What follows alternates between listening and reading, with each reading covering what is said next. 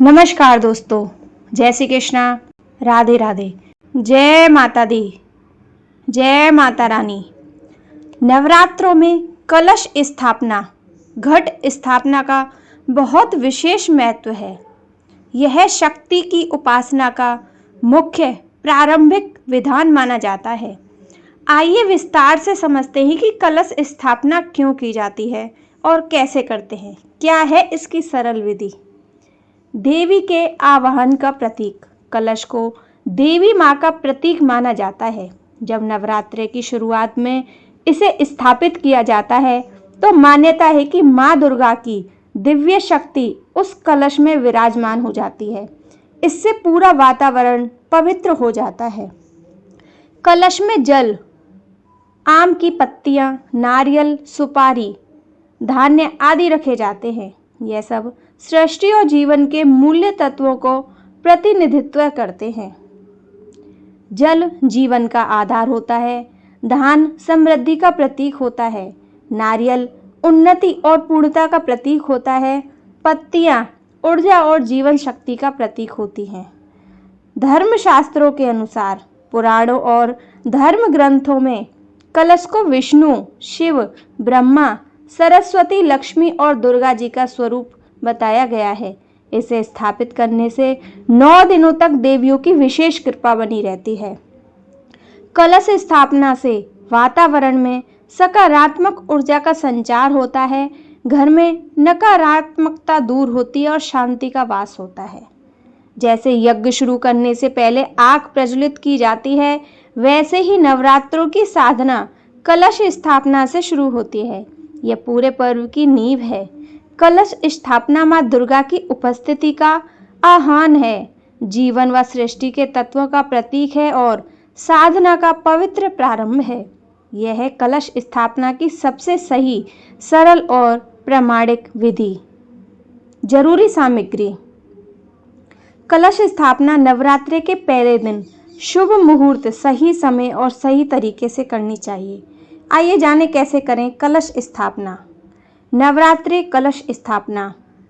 जौ बोने के लिए मिट्टी का पात्र, साफ मिट्टी, मिट्टी का एक छोटा घड़ा, कलश को ढकने के लिए मिट्टी का एक ढक्कन, गंगाजल, सुपारी, 1 या 2 रुपए का सिक्का, आम की पत्तियां, कच्चे चावल, मोली, कलावा या रक्षा सूत्र, जौ, इत्र, फूल और फूलमाला, नारियल, लाल कपड़ा, लाल चुन्नी, दुर्वा घास। घट स्थापना के लिए हमेशा सोना, चांदी, तांबे या फिर मिट्टी से बने कलश का उपयोग करें। साथ ही कलश स्थापना के लिए उत्तर या उत्तर पूर्व दिशा को उत्तम माना गया है।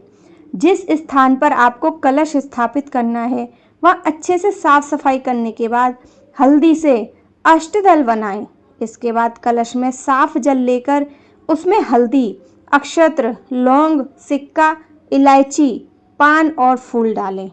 इसके बाद कलश के ऊपर रोली से स्वास्तिक बनाएं और कलश पर मोली लपेटें।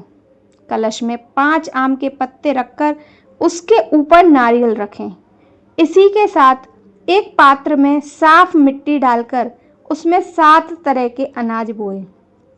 दीप जलाकर गणेश जी व माता रानी की पूजा अर्चना करें। साथ ही आप अखंड ज्योत भी जला सकते हैं। नवरात्रों में कलश स्थापना देव देवताओं के आवाहन से पूर्व की जाती है। कलश स्थापना करने से पूर्व आपको कलश को तैयार करना होगा, जिसकी संपूर्ण विधि इस प्रकार है। सबसे पहले मिट्टी के घड़े पात्र में थोड़ी सी मिट्टी डालें और उसमें ज्वारे के बीज डालें। अब इस पात्र को दोबारा थोड़ी मिट्टी और डालें और फिर बीज डालें। उसके बाद सारी मिट्टी डाल दें और फिर बीज डालकर थोड़ा सा जल डालें।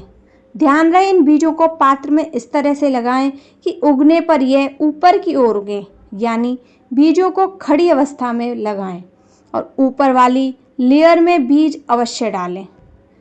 अब कलश और उस पात्र की गर्दन पर मोली बांध दें, साथ ही तिलक भी लगाएं। इसके बाद कलश में गंगा जल भर दें। इस जल में सुपारी, इत्र, दुर्वा घास, अक्षत्र और सिक्का भी डाल दें। अब इस कलश के किनारे पर 5 अशोक के पत्ते रखें और कलश को ढक्कन से ढक दें। अशोक के पत्ते की जगह आम के पत्ते भी रख सकते हैं।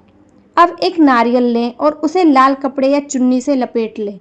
चुन्नी के साथ इसमें कुछ पैसे भी डालें। इसके बाद इस नारियल और चुन्नी को रक्षा सूत्र से बांध दें। तीनों चीज़ों को तैयार करने के बाद सबसे पहले ज़मीन को अच्छे से साफ करके उस पर मिट्टी का जौ वाला पात्र रखें। उसके ऊपर मिट्टी का कलश रखें और फिर कलश के ढक्कन पर नारियल रख दें। आपकी कलश स्थापना संपूर्ण हो चुकी है। इसके बाद सभी देवताओं का आवाहन करके विधिवत नवरात्रि पूजन करें। इस कलश को आपको 9 दिनों तक मंदिर में ही रखे रहने दें। बस ध्यान रहे सुबह शाम आवश्यकता अनुसार पानी डालते रहें। तो दोस्तों, आपको हमारी ये जानकारी कैसी लगी? जय श्री कृष्णा, राधे राधे, बोलो जय माता दी।